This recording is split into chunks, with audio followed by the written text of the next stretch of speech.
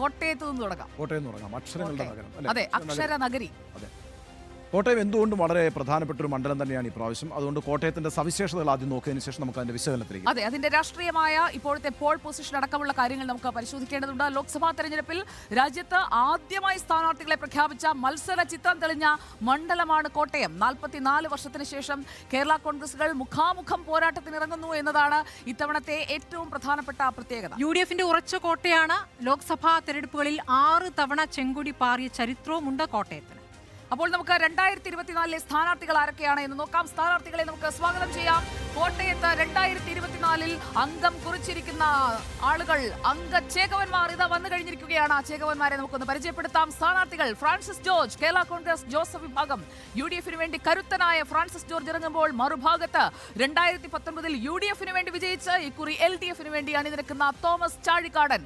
കേരള കോൺഗ്രസ് എമ്മിന് വേണ്ടി തോമസ് ചാഴികാടൻ ഇക്കുറി ഇറങ്ങുന്നു. തുഷാർ വെള്ളാപ്പള്ളിയാണ് NDAയുടെ സ്ഥാനാർത്ഥി. അവൈലബിൾ ബെസ്റ്റ് എന്ന രീതിയിൽ BDJസിന്റെ തുഷാർ വെള്ളാപ്പള്ളിയെ തന്നെ കോട്ടയത്ത് അണിനിരത്തുകയാണ്. അപ്പോൾ സ്ഥാനാർത്ഥികളെ നമ്മൾ പരിചയപ്പെട്ടു കഴിഞ്ഞു. ഇനി 2019 തെരഞ്ഞെടുപ്പ് ഫലം അത് ആർക്കാണ് എഡ്ജ് നൽകുന്നത്? തോമസ് ചാഴികാടനായിരുന്നു ജയം. പക്ഷേ മുന്നണി മാറ്റം തോമസ് ചാഴികാടന്റെ ഇക്കുറി കിട്ടുന്ന വോട്ട് വിഹിതത്തെ അത് ബാധിക്കുമോ എന്നുള്ളതാണ് അറിയേണ്ടത്. കഴിഞ്ഞ തവണ കിട്ടിയ വോട്ടുകളുടെ എണ്ണം ഇതാ വന്നു കഴിഞ്ഞു സ്ക്രീനിൽ. തോമസ് ചാഴികാടൻ അന്ന് സ്വന്തമാക്കിയത് 4,21,046 വോട്ടുകളാണ്. VN വാസവൻ 3,14,787 വോട്ടുകൾ നേടിയപ്പോൾ PC തോമസ് NDA സ്ഥാനാർത്ഥി നേടിയത് 1,55,135 ഫലമോ 1 ലക്ഷം കടന്ന ഭൂരിപക്ഷം നൽകിയാണ് തോമസ് ചാഴികാടനെ കോട്ടയം ജയിപ്പിച്ച് പാർലമെന്റിലേക്ക് വിട്ടത്. 1,06,251 വോട്ടുകളുടെ ഭൂരിപക്ഷം. ഇനി നമുക്ക് ആ മുന്നണികൾക്ക് ലഭിച്ച വോട്ട് വിഹിതം കൂടി പരിശോധിക്കാം. വോട്ട് വിഹിതത്തിൽ എത്രമാത്രം അന്തരം നിൽക്കുന്നുണ്ട്, അത് മറികടക്കാൻ ഇക്കുറി അങ്ങോട്ടും ഇങ്ങോട്ടും മത്സരിക്കുന്ന കേരള കോൺഗ്രസുകൾക്ക് കഴിയുമോ എന്ന് നോക്കാം. നോക്കൂ, വലിയൊരു മാർജിനുണ്ട്, വലിയൊരു വ്യത്യാസം അവിടെയുണ്ട്.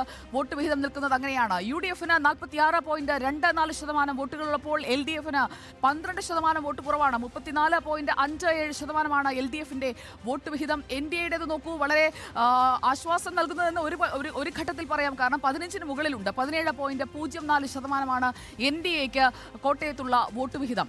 ഇനി 2019 അതേ ചിത്രമാണോ 2021 നൽകിയത് എന്നുകൂടി നോക്കാം. 2021 നിയമസഭാ തെരഞ്ഞെടുപ്പ് ഫലത്തിൽ എങ്ങനെയാണ് ഈ ലോക്സഭാ മണ്ഡലത്തിലെ 7 നിയമസഭാ മണ്ഡലങ്ങൾ ചിന്തിച്ചത്? അതിന്റെ ചാർട്ടിലേക്ക് നമ്മൾ വന്നു കഴിഞ്ഞാൽ ഇടത്തോട്ടോ അതോ വലത്തോട്ടോ?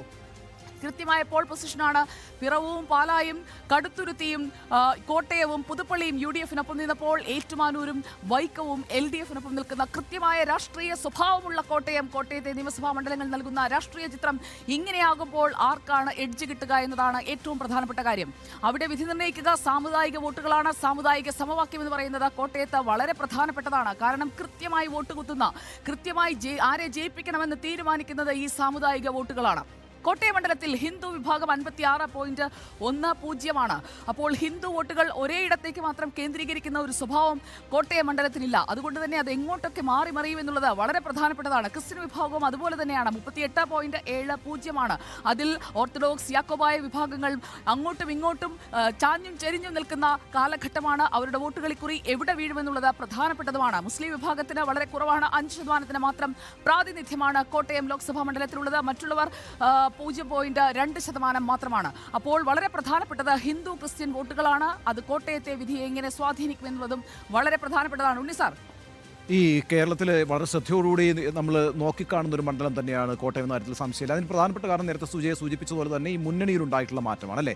2021 കേരള കോൺഗ്രസ് എം UDF LDFന്റെ ഭാഗമായി മാറുന്നു. എന്നിട്ട് പോലും നോക്കൂ, ഈ സംസ്ഥാനത്തുടനീളം LDF തരംഗമുണ്ടായിരുന്നിട്ട് കൂടി കോട്ടയം ജില്ല മുന്നോട്ട് വയ്ക്കുന്ന ഒരു ചിത്രം എന്ന് പറയുന്നത് 5 സീറ്റുകൾ അവിടെ UDFനാണ് ലഭിച്ചത് ഈ തെരഞ്ഞെടുപ്പിൽ. അതായത് കേരള കോൺഗ്രസ് എം ജോസ് കെ മാണിയുടെ പാർട്ടി LDFനോടൊപ്പം കൈകോർത്ത് പിടിച്ചതിന് ശേഷവും പാലയടക്കമുള്ള മണ്ഡലങ്ങളിൽ, അതായത് ഉപതെരഞ്ഞെടുപ്പിൽ നമ്മൾ കണ്ടതല്ലേ. അതെ, അപ്പൊ KM മാണി സാറിന്റെ പിന്നെ എത്രയോ 5-6 തെരഞ്ഞെടുപ്പ്, അത് കൂടുതലല്ലേ, ഏതാണ്ട് 50 വർഷത്തോളം അദ്ദേഹം പ്രതിനിധീകരിച്ച മണ്ഡലം 13 തെരഞ്ഞെടുപ്പുകളിൽ പാലയായിരുന്നു അദ്ദേഹത്തിന്റെ മണ്ഡലം.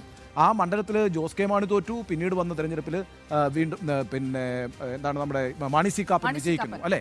അപ്പോൾ അങ്ങനെ കേരളത്തിൽ ഈ പറയുന്ന കേരള കോൺഗ്രസ് രാഷ്ട്രീയം LDFന് അനുകൂലമായി നിൽക്കുന്ന ഒരു കാലഘട്ടത്തിൽ നടക്കുന്ന തെരഞ്ഞെടുപ്പ് എന്ന നിലയ്ക്ക് വളരെ പ്രധാനപ്പെട്ട തെരഞ്ഞെടുപ്പാണ്. കേരള കോൺഗ്രസ് എമ്മിന്റെ പ്രസക്തി കൂടി ചോദ്യം ചെയ്യുക, കേരള കോൺഗ്രസ് എമ്മിന് എത്ര ശക്തിയുണ്ട്, അതെ, ആ ശക്തി തെളിയിക്കേണ്ട ഒരു തെരഞ്ഞെടുപ്പ് കൂടിയാണ് ഈ നടക്കുന്നത് എന്നുള്ളത് വളരെ പ്രധാനമാണ്. ഈ നിർണായകമായ സമയത്ത് ചാഴികാടൻ അപ്പുറത്തേക്ക് പോയി. അപ്പോൾ ചാഴികാടനെ തോൽപ്പിക്കേണ്ടത് ജോസഫ് വിഭാഗത്തിന്റെ ഒരു അത്യാവശ്യമായ പ്രധാനപ്പെട്ട ആ ഒരു വൈരം അവിടെ നിൽക്കുന്നുണ്ട്. ഇക്കുറി സാധാരണ കോൺഗ്രസും കേരള കോൺഗ്രസ് വിഭാഗങ്ങളും തമ്മിൽ അങ്ങോട്ടും ഇങ്ങോട്ടും എന്തെങ്കിലുമൊക്കെ പറഞ്ഞു ഉടക്കാറുണ്ട്. പക്ഷേ ഇത്തവണ കേരള കോൺഗ്രസ് ജോസഫും കോൺഗ്രസും ഒന്നിച്ചു നിൽക്കും ഫ്രാൻസിസ് ജോർജിന് വേണ്ടി. അതാണ് കോട്ടയത്ത് സംഭവിക്കാൻ പോകുന്നത്. അത് മാത്രവുമല്ല, ചാഴികാടന് കാര്യങ്ങൾ എളുപ്പമാക്കില്ല. അത് മാത്രമല്ല, പിന്നെ PC തോമസ് കഴിഞ്ഞ പ്രാവശ്യം NDAയുടെ ഭാഗമായിട്ട് നിന്ന് PC തോമസ് മത്സരിച്ച മണ്ഡലമാണ് കോട്ടയം മണ്ഡലം.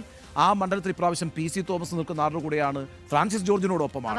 വലിയ വോട്ട്, 17% വോട്ടാണ് കഴിഞ്ഞ പ്രാവശ്യം PC തോമസ് വാങ്ങിച്ചത്. മണ്ഡലമാണത്. അതെ, അപ്പൊ ആ അർത്ഥത്തിലൊക്കെ ഒരു ശക്തമായ വെല്ലുവിളിയാണ് ചാഴിക്കാടൻ അവിടെ നേരിടുന്നത്. ചാഴിക്കാടനെ കുറിച്ച് നല്ല അഭിപ്രായമാണ് ആ മണ്ഡലത്തിൽ എന്ന കാര്യത്തിൽ തർക്കമില്ല. ചാഴിക്കാടനാണ് എംപിമാരിൽ ഏറ്റവും കൂടുതൽ ഫണ്ട് വിനിയോഗിച്ചയാൾ. 4 ലക്ഷം മാത്രമേ അക്കൗണ്ടിൽ ബാക്കിയുള്ളൂ എന്ന് മാത്രമല്ല, അദ്ദേഹം ഒരു വളരെ ജനകീയനായ മനുഷ്യനുമാണ്. പക്ഷേ ഇപ്പുറത്ത് ഫ്രാൻസിസ് ജോർജും അതുപോലെ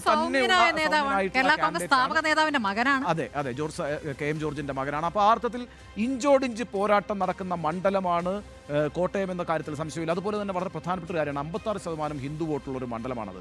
ഇപ്പോൾ ചങ്ങനാശ്ശേരി എന്ന് പറയുന്നത് പത്തനംതിട്ട ലോക്സഭാ മണ്ഡലത്തിന്റെ ഭാഗമാണെങ്കിൽ കൂടിയും NSSന്റെ ആസ്ഥാനം നിൽക്കുന്ന മണ്ഡലമാണ്. അതെ, അപ്പോൾ ആ മണ്ഡലത്തിന് അങ്ങനെ ഒരു പ്രത്യേകത കൂടിയുണ്ട്. അപ്പം കോട്ടയത്ത് തിരുവഞ്ചൂർ രാധാകൃഷ്ണനാണ് MLA എന്നുള്ളത് വളരെ പ്രധാനമാണ്. അപ്പോൾ അങ്ങനെ നോക്കുമ്പോഴത്തേക്കും NSSന് സ്വാധീനമുള്ള ഒരു മണ്ഡലം കൂടിയാണത്. കേരള കോൺഗ്രസ് എമ്മിന് നിശ്ചയമായും സ്വാധീനമുണ്ട്. അതുപോലെ തന്നെ ഈഴ വോട്ടുകൾ പ്രധാനമാണ്. അതുപോലെ തന്നെ ജോസഫ് ഗ്രൂപ്പിന് വളരെ പ്രാധാന്യമുണ്ട് ആ മണ്ഡലത്തിൽ. ആ അർത്ഥത്തിലൊക്കെ വളരെ കോംപ്ലിക്കേറ്റഡ് ആയ ഒരു മണ്ഡലമാണ്. ഇത്തവണത്തെ ഒരു പോൾ അരിത്തമെറ്റിക് എന്ന് പറയുന്നത് നമ്മൾ കഴിഞ്ഞ വർഷങ്ങളിലെ കണക്ക് വെച്ച് നമുക്ക് കൂട്ടിക്കിഴിക്കാൻ പറ്റുന്നതല്ല. കാരണം ഈ മുന്നണി മാറ്റം എന്ന് പറയുന്നത് വലിയ രീതിയിലുള്ള ഷിഫ്റ്റ് ഉണ്ടാക്കിയിട്ടുണ്ട്. കേരളത്തിലെ മറ്റ് 19 മണ്ഡലത്തിലും ഇല്ലാത്ത ഒരു പ്രത്യേകത കോട്ടയത്തിന് അതുകൊണ്ട് തന്നെ നിൽക്കുകയാണ്. തോമസ് ചാഴികാടന് എളുപ്പമാകില്ല എന്ന് ഞാൻ പറഞ്ഞത്. രണ്ട് കേരള കോൺഗ്രസിനെ പ്രസക്തി തീരുമാനിക്കുന്ന തെരഞ്ഞെടുപ്പാണ്. നിശ്ചയമായും. അതുപോലെ തന്നെ കഴിഞ്ഞ പ്രാവശ്യം നോക്കൂ, 2019 തെരഞ്ഞെടുപ്പിൽ VN വാസവനാണ്. അന്ന് കോട്ടയം ജില്ലാ സെക്രട്ടറി ആയിരുന്നു വാസവൻ. ഇപ്പോൾ മന്ത്രിയാണ് വാസവൻ. VN വാസവനാണ് അവിടെ കരുത്തനായ സ്ഥാനാർത്ഥിയെ തന്നെയാണ് കോട്ടയത്ത് ഇറക്കിയതെങ്കിലും അന്ന് രാഹുൽ ഗാന്ധിയുടെയും ശബരിമലയുടെയും ഒക്കെ തരംഗത്തിൽ 1 ലക്ഷത്തിലേറെ ഭൂരിപക്ഷത്തിലാണ് തോമസ് ചാഴിക്കാടൻ വിജയിക്കുന്നത്. തോമസ് ചാഴിക്കാടൻ നല്ല പെർഫോമറുമായിരുന്നു. ഫ്രാൻസിസ് ജോർജ് വരുന്നതോടുകൂടി മത്സരം വളരെ കടുത്തിട്ടുണ്ട്. ഇപ്പോൾ സ്മൃതി പറഞ്ഞത് ഒരു കാര്യമുണ്ട് ഉണ്ണി സാർ, അഡ്വാൻറ്റേജ് നിൽക്കുന്നത് LDFനാകെ പഞ്ചായത്ത് ഭരണം കൈവശമുള്ള ഇടങ്ങളിലാണ്. പക്ഷേ പഞ്ചായത്ത് ചിന്തിച്ചതുപോലെ ലോക്സഭ ചിന്തിക്കില്ല എന്നുള്ളതാണ് കോട്ടയത്തിന്റെ ഒരു തെരഞ്ഞെടുപ്പ് ചരിത്രം. അത് മാത്രവുമല്ല, കേരള കോൺഗ്രസ് എമ്മിന്റെ മുന്നണി മാറ്റത്തെ കുറിച്ചുള്ള ഒരു ഹിതപരിശോധന കൂടിയായിരിക്കും ഈ തെരഞ്ഞെടുപ്പ് എന്ന് ഞാൻ വിചാരിക്കുന്നു. ജോസ് കെ മാണിയുടെ രാഷ്ട്രീയ തീരുമാനം ശരിയാണോ അല്ലയോ എന്ന് ജോസ് കെ മാണിക്ക് തന്നെ തിരിച്ചറിയാൻ കഴിയുന്ന ഒരു അവസരമായിരിക്കും ഈ 2024 കോട്ടയം തെരഞ്ഞെടുപ്പ് ഫലം.